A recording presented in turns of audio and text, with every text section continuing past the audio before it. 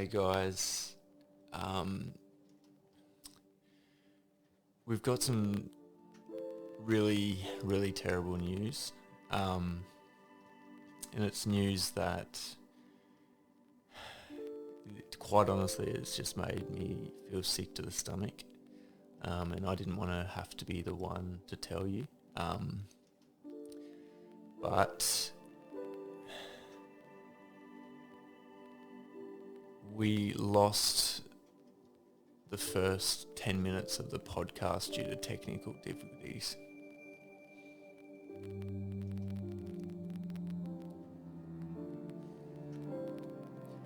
As I said, I really didn't want to be the one to tell you, but I just hope that you can enjoy it. I just hope you can enjoy it from the 11-minute mark onwards. Thank you. And on behalf of the Daily Dribble, we're sorry.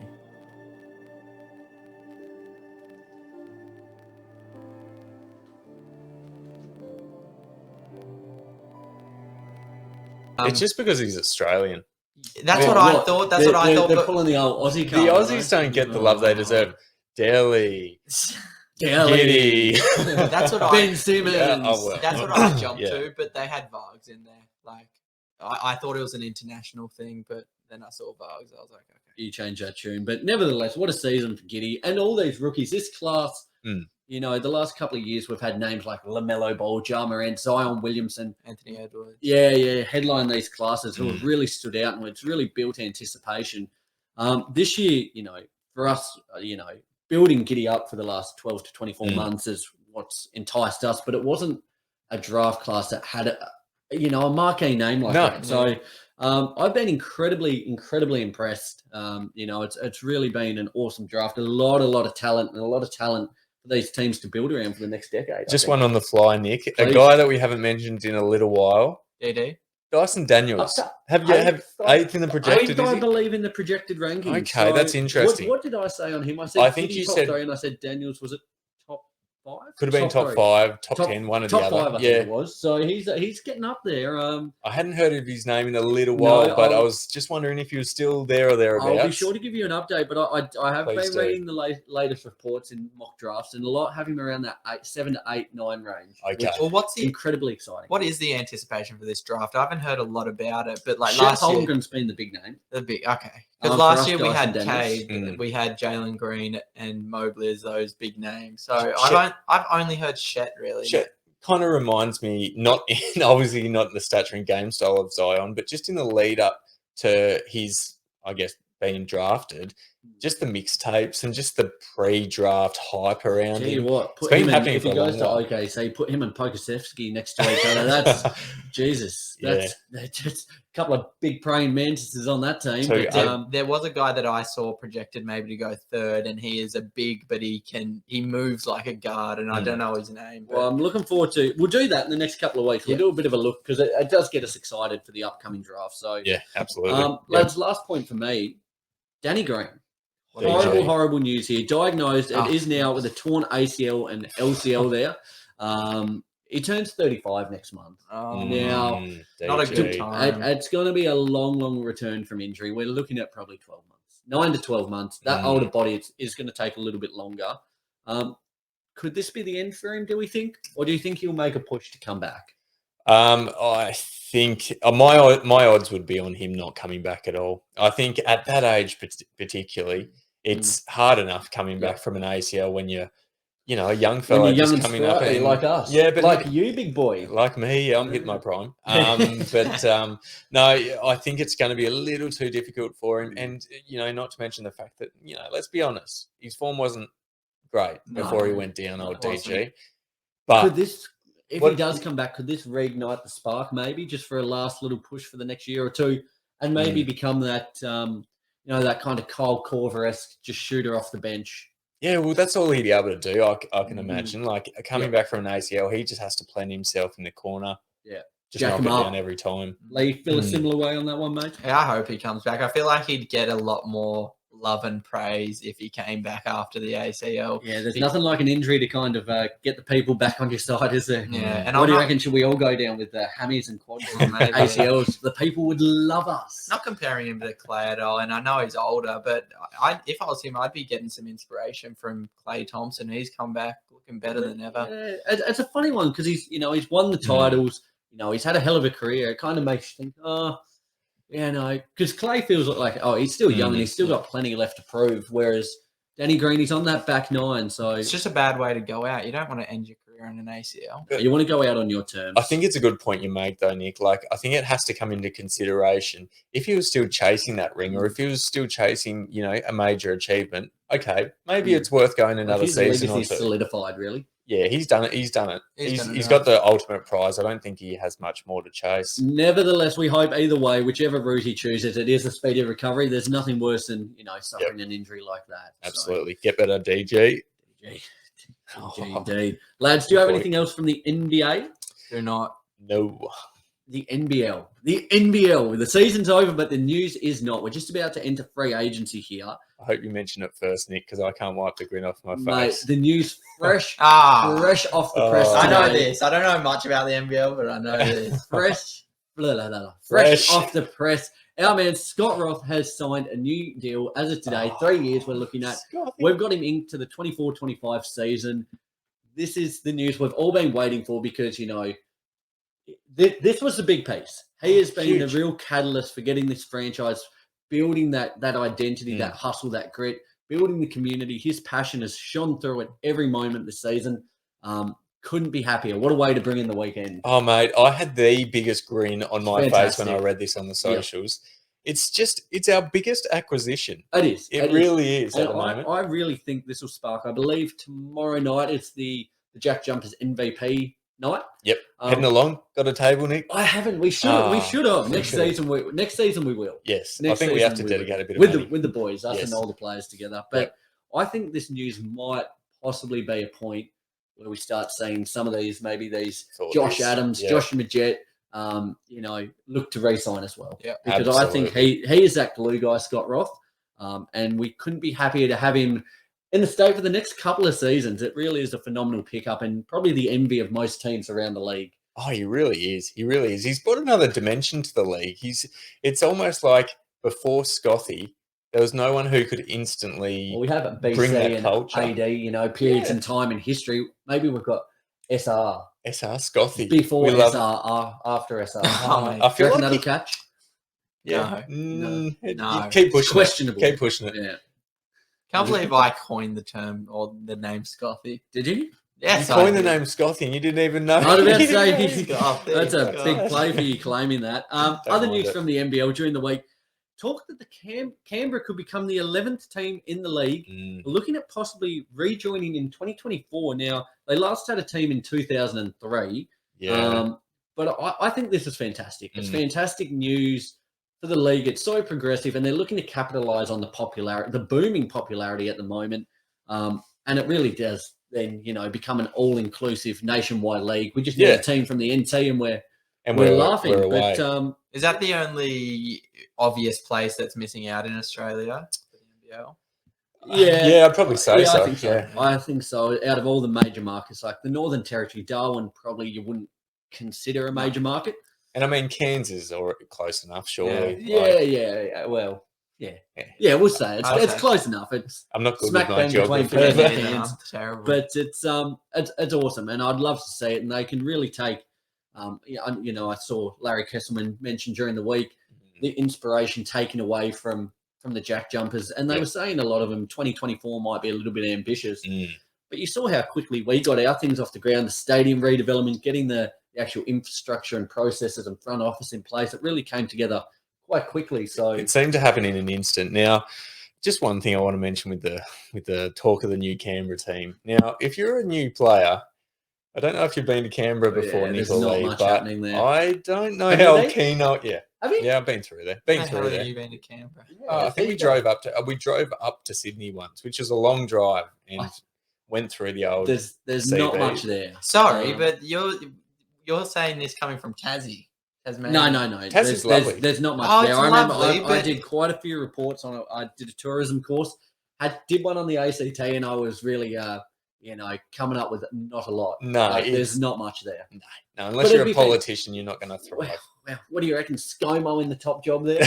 Get him as a starting, probably power forward. Yeah. Well, if you've seen the news lately, he probably needs to go into the rugby business. Did. He absolutely cleaned up a kid. Yep. Make sure, Tasmanians, whenever you're hearing this, vote tomorrow. It's the big Australian election. We won't get into politics never too much. Knew this basketball podcast would turn into that. Yeah, it's a shaky ground when you get into politics, so we might move on from there.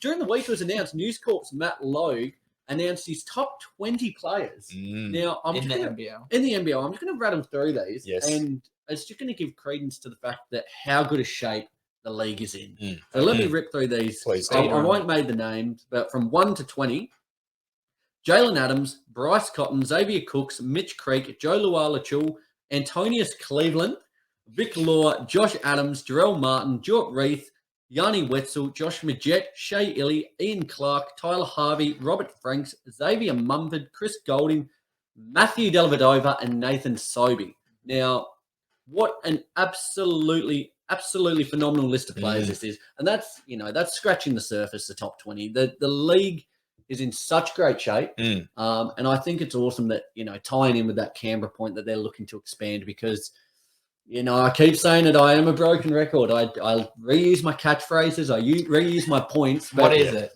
If you haven't already, be sure to check out the NBL next season. Get involved because this league is really, really, really elevating to one of the top tier leagues in the world. And just those names we mentioned there, NBA talent, there is all-time talent in there. So it's awesome to see. And I was glad to see a few Tassie JackJumpers boy get a gig in there. Joshy Adams up at 8th, Josh Majette 12. So 2 of the top 12 players in the league coming from our humble little state. I'll tell you what, at times this year, Joshy Adams has looked like a top 3. I was about to say, looking at the list, I would, Good to see friend of the show, Vic Law, 7th friend of the as well. show, yes. So fantastic news there. And just, again, I allude to it shows what great shape the league is in. That was crazy. And I want to mention it again that we had Vic Law on the show. Absolutely.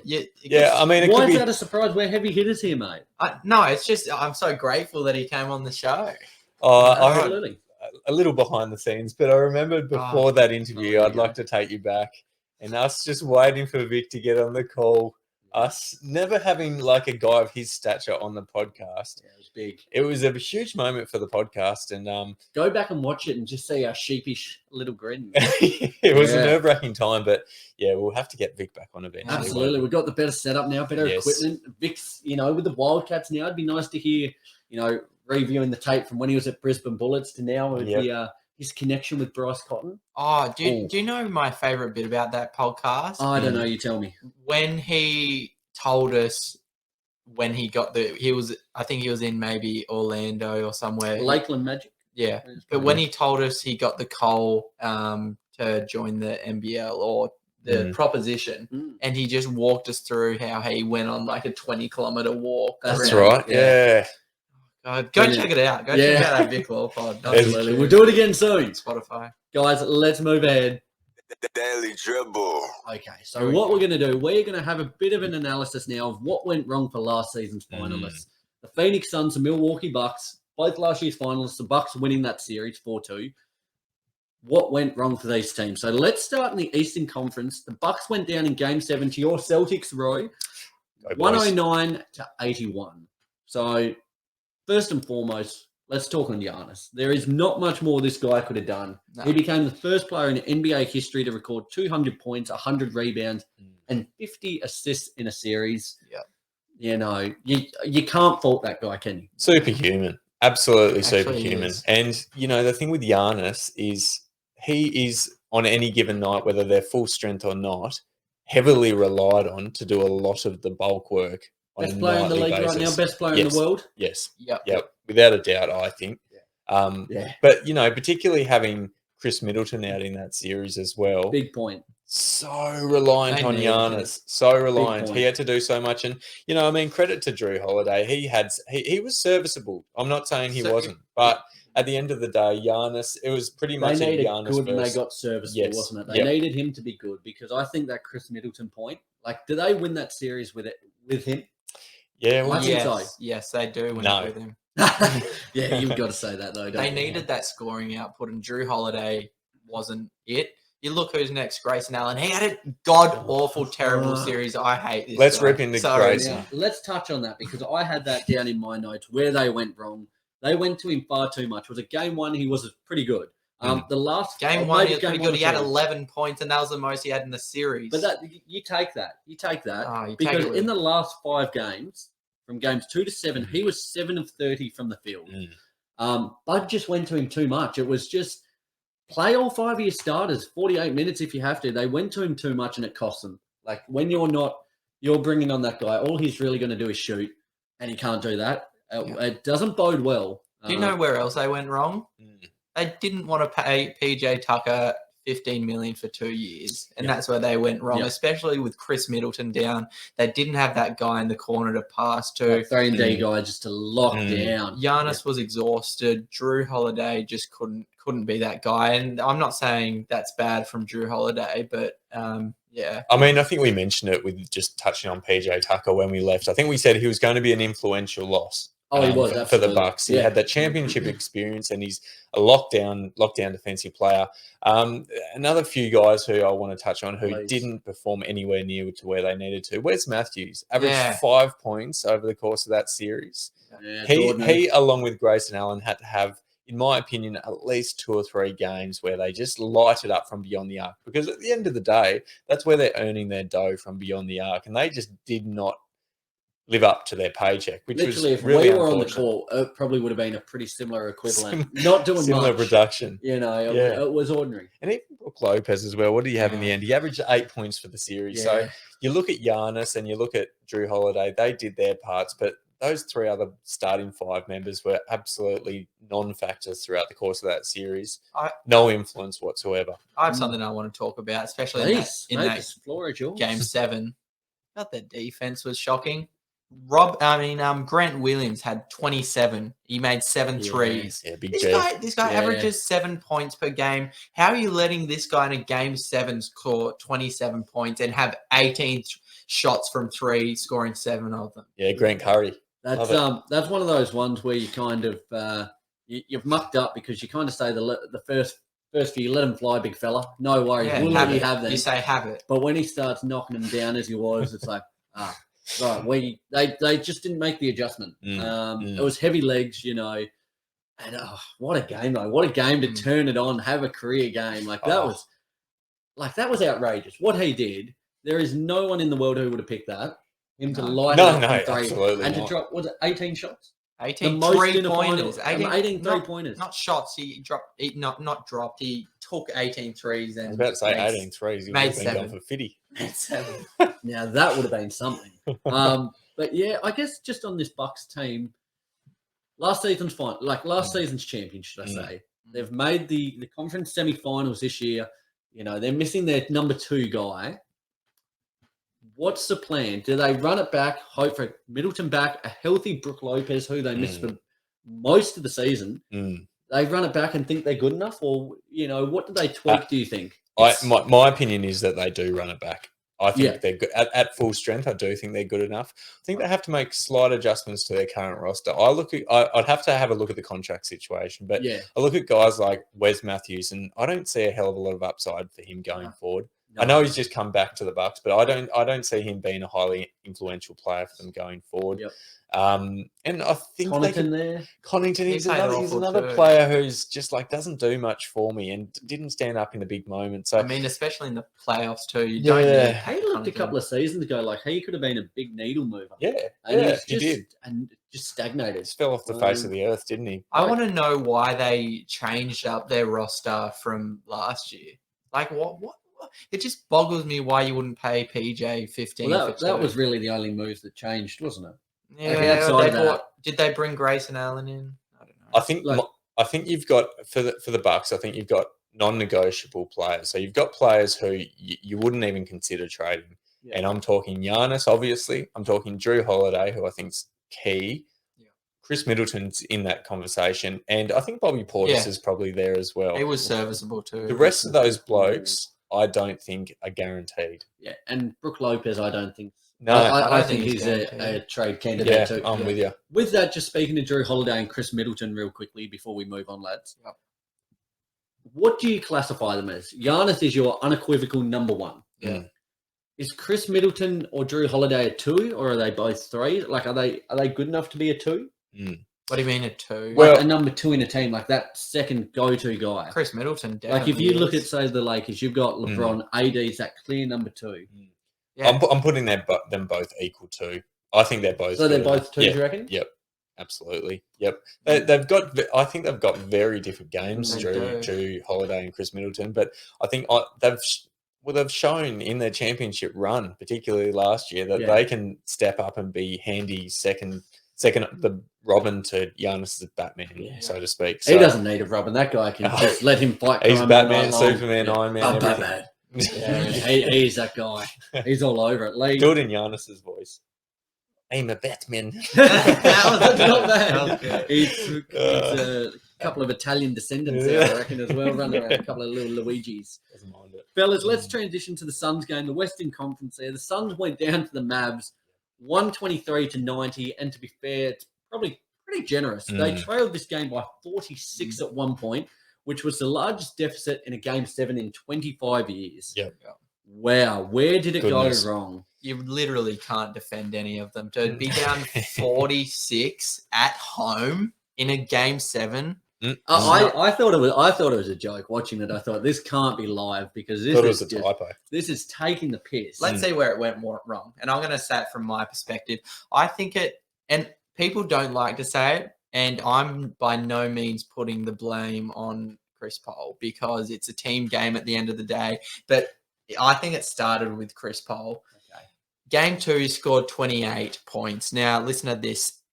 From Game 2, he's made 18 shots and committed 18 turnovers. Yes. He's had an Yuck. awful run since that Game 2.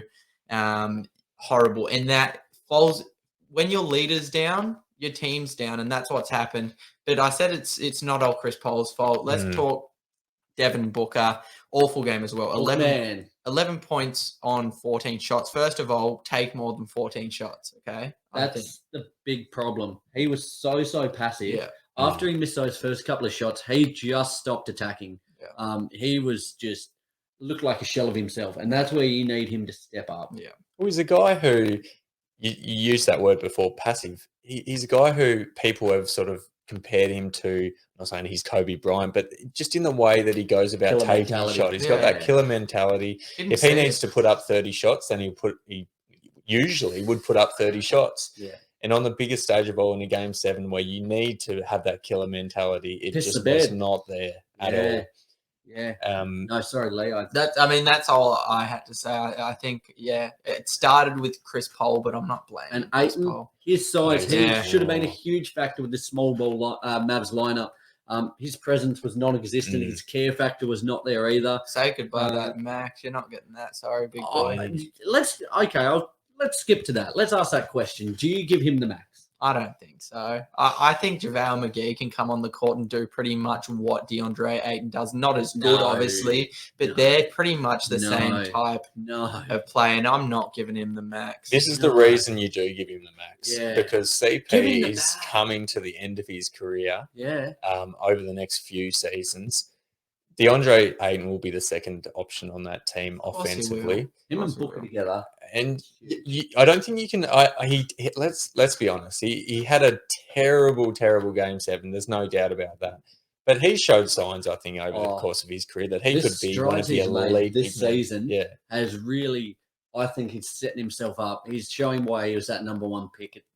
I would still have Luka and Trey head and shoulders above him. Yeah. But he's showing, why he was selected as that number one. I think you give him the bag straight away. You put his mind at ease. You get him settled, and him and Book.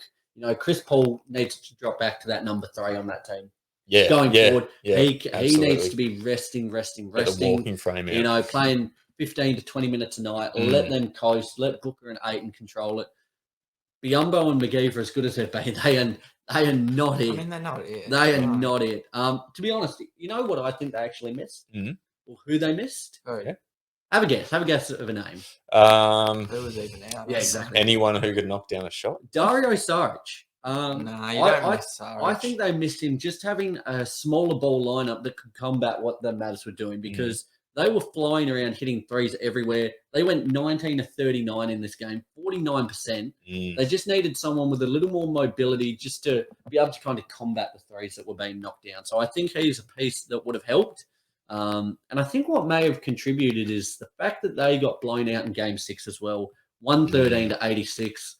Confidence is key. Momentum's key. And they gave too much of it to the Mavs. And they carried it straight through to Game 7. And we know anything can happen in a Game 7. Here's a fun fact, though, for you. Here's a real fun fact. This got me. This got me on the chuckles. Fun fact. When Frank Ntilikina was matched up on CP3 or Book, they went 3 of 40. 3 of 40 from the field. Frank Ntilikina. Frankie boy, the lockdown king himself. Frankie smokes. Who would have picked that? He's been almost a non-factor this season, and he held 2 of the best players in the league to 3 of 40 matched up on him. Frankie was almost out of the league not too long ago. Are you serious? How's that? Yeah, I know. That's unbelievable. It's a big stat. It is a fun fact. It is a fun fact. It lived up to it. Mate, that is how you buy yourself more playing time next season. That's how you start to kind of reset your career. Yeah. You know, you show that you can do that against the best of the best. People are going to look at you in a different way, and I'm kind of making a joke of it, but I'm serious. You know, he's got a place in the league, and that's a phenomenal performance, what he's been able to do. So that's incredible. Fair play. I don't know about you guys, but I think as soon as it got its way to a Game 7 this series, you felt the Mavs were going to take this one because, let's be honest, all the pressure in this series were on the Phoenix Suns. Absolutely. They had the weight of the world on their shoulders to win this series. Yep. And Dallas and it really showed in the way that Dallas played. Like, they were playing almost carefree. They were playing with that much confidence because they knew that, yes, we do want to obviously win this series, but if we lose it, it's not like we're going to be hounded by the media.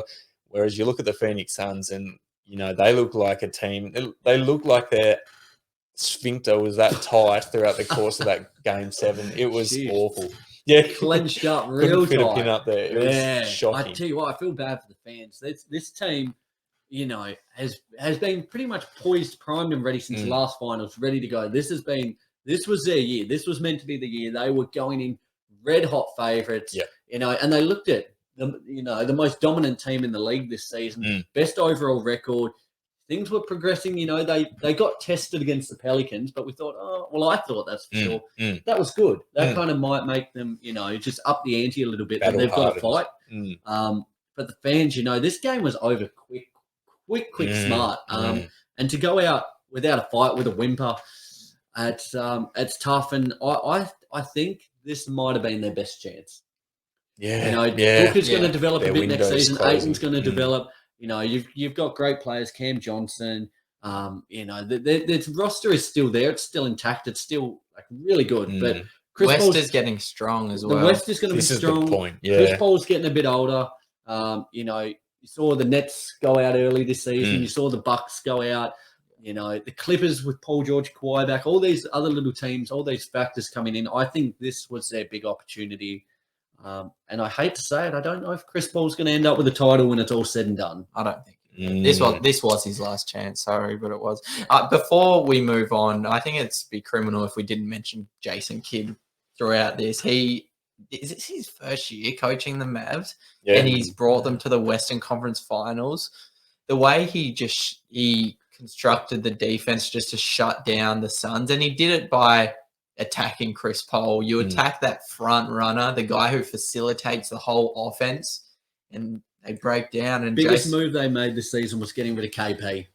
Getting rid of Porzingis, embracing the small ball lineup. Dinwiddie has been just Dinwiddie 2.0. This team, like, no doubt over the next few weeks, we're going to speak a lot about the Mavs, but you look at like Dinwiddie from the Wizards, and then you see Dinwiddie dropping 30 in a Game 7. I like to admit when I'm wrong, and look, Dinwiddie has made me eat my words because not me. Let me put it this way. I always loved Dinwiddie. Let me put it this way. When he was at the Wizards, I thought he was a god-awful player. I thought when he came over... You don't want to hear god-awful. You know you're... I don't want to use Lee's catchphrase, but I had to bring it out. And when he came across to the Mavs, I still wasn't convinced because it was sort of like recency bias to a certain extent. I was like, oh God, this guy can't play for shit. And then he's been I wouldn't say elite, but he's been so valuable for that Mavs lineup, and he's been a sort of contributor as to why they've gone as far as they have. Absolutely, along with Luka. Absolutely, Luka magic indeed. So let's transition, guys. The Daily Dribble. I love saying let's transition, and then press on our board, it's got like underneath. When we were setting it up, we were all a bit unsure how to use it, so we wrote what each button was. Yes. And under that button, transition. That's good. The OCD in me loves that. Yeah. Me too. Yes. Yeah. I'm a real stickler for stuff like that, so it's really good for me. Lads, the conference finals. There's been 3 games so far, 2 from the East, 1 for the West. We might start with the East. Just quickly, I guess, recap what's happened in the 2 games, and then just discuss our thoughts on it, what we see happening moving forward, and if our predictions have changed at all. Yep. Game 1 in the East there. The Heat won that one 118 to 107. Really great first half from the Celtics, but after halftime, the Heat put the foot down. They won the third quarter 39 to 14. Jimmy Buckets, 41 points, 9 rebounds, 5 assists, and 4 steals. Had an incredible showing. He loves it. He's the man. He loves the big moments. He lives for this. Game 2 today, a little bit of a different case. The Celtics winning this one 127 to 102. Not much to really say on this one, that it was over pretty early, probably halfway through the second quarter. A lot of contributions there from the Celtics. Probably, was it 5 guys they had over in double digits points, I think 3 over 20. Really well-rounded team performance. So, we're 1 apiece. The series now heads back to Beantown, back to Boston there. How are we feeling about it? Ro, as our resident Celtics fans, do you feel, happy going in at 1 apiece? Are you happy with what you've seen so far? Yeah, I've certainly got a glass half full approach at this stage. You always do, mate. You're making lemonade out of lemons. I'm a positive man. But no, lemonade out of lemons. I thought I said it the wrong way for a second. I was like, oh. I'm glad you paused and then realised, good. Okay. But I think taking 1 on the road, particularly given the fact that we didn't have Marcus Smart or Al Horford in that game 1, when I saw those blokes were out prior to the tip-off, I think we all kind of had that feeling that it was going to be an L. But to take game 2 on the road with those guys back, Marcus Smart, he was arguably the best player. Oh, arguably. 1 rebound away from a triple-double today. Unbelievable. Yeah, it was a 20.10 assist triple-double as well, which was crazy. So I think we head back to Beantown with a lot of confidence. If you're the Boston Celtics, I think you're in the prime position at the moment. Got my green glasses on, obviously, but I think we're in a great position to take it up to the Heat. I still think it's going maybe 6 games. The Boston were going in as favourites for this series. Yeah, I think they would have been as well. Even though, is that strange given the fact that Miami finished with the first seed, or given it was also close, do you reckon? No, I think that's probably fair too. The way the Celtics have been going the second half of the season, the way they've carried themselves throughout the playoffs. I wasn't surprised to see that. Lee, for yourself? I think, and this is just my opinion, but I don't think it's going to be easy, but I think Boston are going to take this one.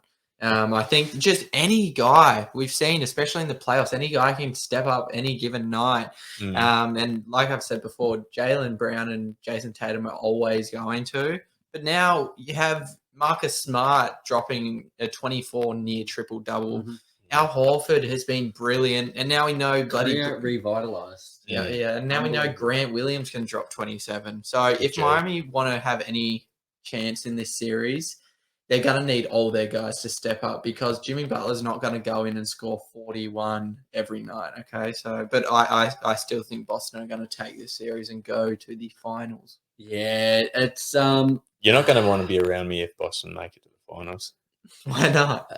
Just intolerable, really. Yeah, I reckon. Might have to take a week off the pod. Yeah, please. Mate, you won't have to take a week off. You'll be fired for the week and then reinstated. Yes. Interesting start. Interesting start to this series. Exciting. It's going to be very, very reliant. Like we all know what we're going to get from Jimmy Butler. As we said, this time of the year, he comes into his own. He's not an 82-game player. He's a 16-game player, or however many they go for the playoffs. Like, this is where he comes into his own. So we know he's going to work hard and just be an absolute dog on both ends of the floor. But it really is reliant, on what else they get. Bam Adebayo today, 6 points, 2 assists. It is not good enough. Nowhere He's near the good number 2 on this team. It is not good enough at all. Mm. PJ Tucker, 5 points. Max Strus, 6 points. Gabe Vincent had 14 as well, but that's just starting 5 there. It's not good enough to contend with a team like Boston that have so many options at the minute that are all firing on all cylinders. Anyone know what the status of Kyle Lowry is? Because he would make a huge impact. It might You not think be. so? He was playing himself off the court before he Okay, went down. not stat numbers, but he's been to the finals and he's won. So I think. But they need him on the court at the minute. Like, they need him to perform. That's what I'm saying. stat-wise. Yeah, okay. So but where is he? That's Jack my Gold. question. He should be back pretty soon, I believe. When he comes back, though, does he come back in a bench role? No. Gabe Vincent will go to the bench, I would imagine there. Even with the form struggle? Maybe it depends when he comes back. If it's say game 3, I reckon he comes back on the bench. And you know, it is what it is. That first game on the road, if you take the L, so be it. But really try and gear up for game 4. Have him back starting, fit and firing, and try and get that one. So it's all tied up, heading back to Miami. And I say put him in game 3.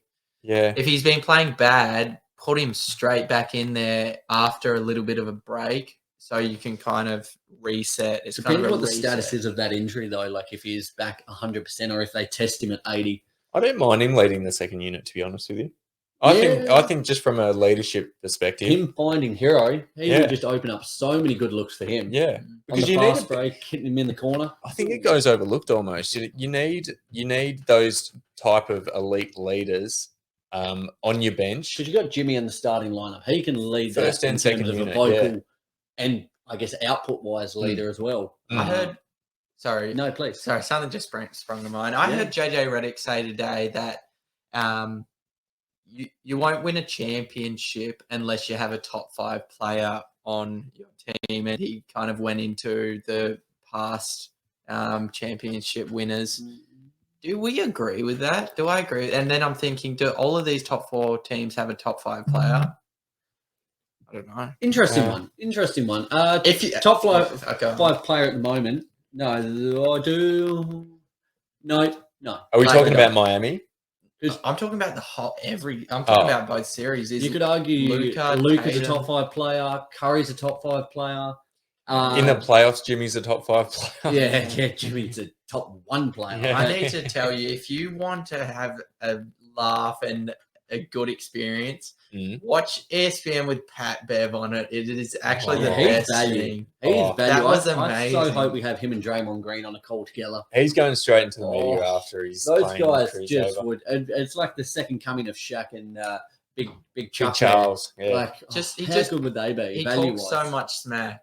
I love it. I don't know if you saw him call CP3 a cone on defense. But I tell you what, it's quite rare to come across like current players smack talking other current players in the That's media. wicked. That's wicked. I love it. I think it's great. It's funny. More of it. With ESPN, I was like, when Max Kellerman left, I was like, who's Stephen A going to argue with? But I love how like Pat Bev and JJ Redick's coming on.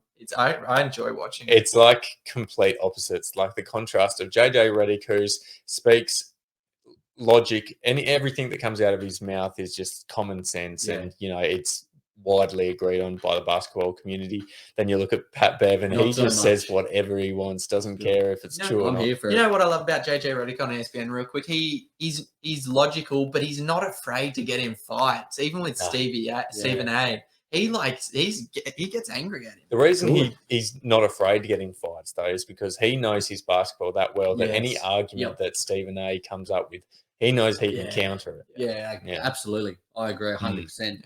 In regards to that series, I'm going to say Heat and 7. Still. Really? I'm going to stick with Heat and 7. It's going to be key in getting Kyle Lowry back, and hopefully a healthy and productive Kyle Lowry. And I think key to that, absolutely. They can't go back to Miami 3-1, so they've got to get one in Boston here. Game 3 or game 4, it is a must. Vital. So looking forward to it. Hell of a series. Let's transition to the West. Warriors won that one. Game 1, 112-87. It was a funny old game. Again, a game that was kind of pretty over quickly. We had the second units coming in for a lot of it. Curry, 21 points, 12 rebounds, 4 assists. probably Wiggins was best on in this one, 19 points, but Wiggins. Yeah, what he did on both ends of the floor defensively, clamps on Luka, and getting that offensive output was huge. So yeah, a very comfortable and convincing win in game 1 there, lads. You can really see the fire in Luka's eyes, though. Like I think this motivated him more than anything. To be honest, I don't know if you saw 20 points, 7 rebounds, 4 assists. Was a complete non-factor in the second half, but yeah, he's again another guy like Jimmy Butler, built for these moments. Yeah, and I know they went down by a lot, but this series is far from over, in my opinion. Oh no, absolutely. You can never write the Mavs off. They went down. They've gone down 2-0 in both their series so far. So you certainly can't. No one's writing them off yet. Have you guys watched The Lion King? Yeah. Lion King? You're familiar I don't with think Scar? I don't think I've seen the remake. The new Remake's one. good, but yes, familiar with Scar. Yeah, absolutely. Scar. Familiar with Luka? Luka guy. Doncic? Yeah.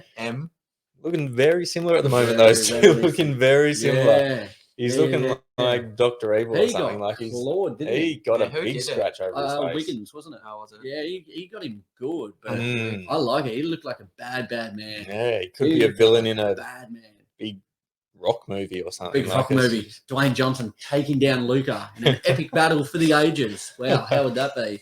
Love it. Matters in this one though, it's going to be like it's what we've seen so far and going to continue to see. Their game is predicated on them making shots. Yeah. They got good looks in this one, and it was just one of them games where they didn't fall. Especially in that first half, Jason Kidd, the halftime report, he was happy with the way they were going. They were getting the looks they wanted. They just weren't dropping. So, it is what it is. I don't think by no means you never want to see it yourself go down by 25 points in game 1, but they were playing the right way. They were, but I think the big point for them going forward is they've got to get Kevon Looney off the floor. They've got to get him into trouble and get that big off the floor just to open the lane for Luka, for Dinwiddie, to Brunson to drive, use their athleticism. Not so much Luka, that doughy athleticism that we've come to know and love. But I think that's key.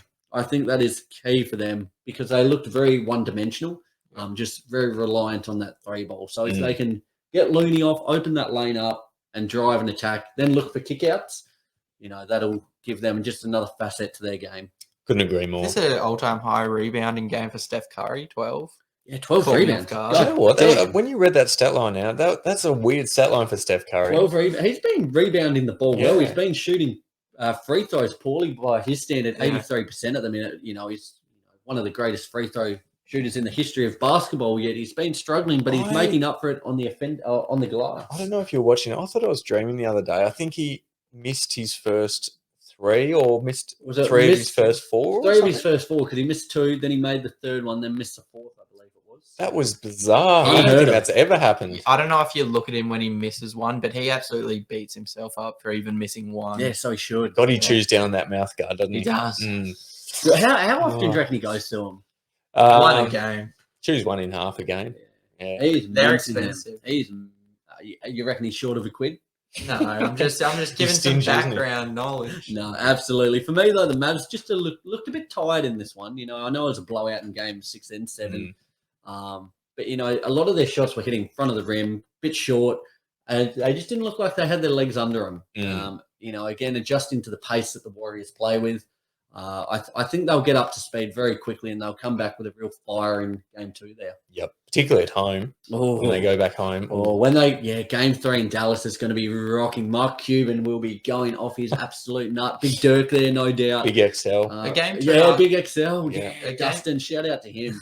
He would be, sorry, Leo, I keep going just as you go to speak that. He would be roughing it right now. Would be going at it. Luka Magic indeed. That's gonna be rocking there on game 3. Yep. I was just gonna say game 2 after a 25-point loss is very impactful. The outcome is very impactful. Yep. If they lose, their confidence is near 0. You reckon? They've, as I said though, they've lost both those series their first 2 series 2-0. I see where you're coming from. The mentality side of things, I think if they lose this second game, I don't think it's over. But if they have their first 2 games in this series as blowouts, that's the key. Yeah. I think it does do a number on their mental state for sure. If it's a 20-plus game again, I think I get what you mean there. Which is what I was getting at. Yeah. You've got to be specific, don't we? Like, Yeah, yeah. no, I'm with There's you a though. little And report card I for think you. you never want to go back to home just getting flogged in your first 2 games.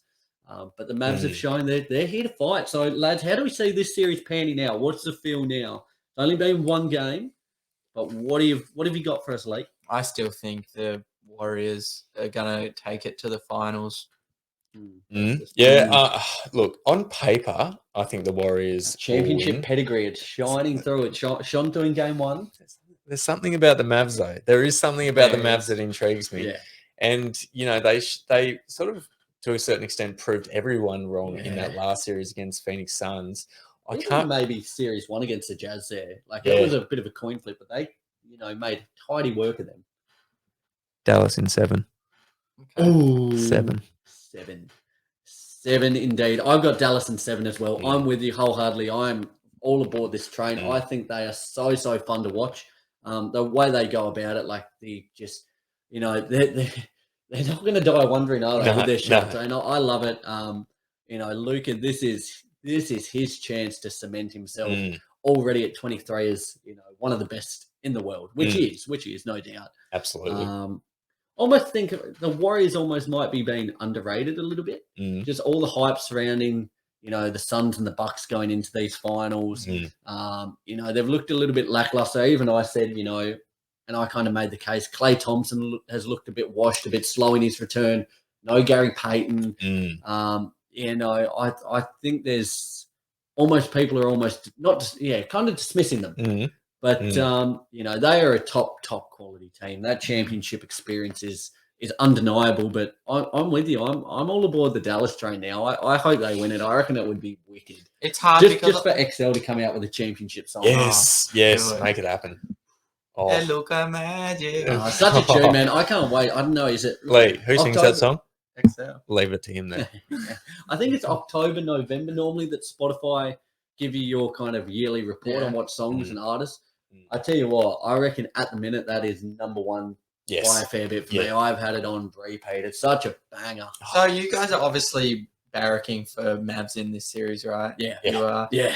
I mean, I want to too, but I know Why don't you? I know they've had their rings and they've had their fair share, but just to do it again after like the injuries and after they were down for a little bit, to come back up and do it. And even though they started without Durant and they got that title, I think them for Curry getting another one without Durant, like as we said last week with the boys from Fifth and Dribble, what an episode that was, by the way, with Maddie and Locke. Shout out to you lads. That was a hoot and a half.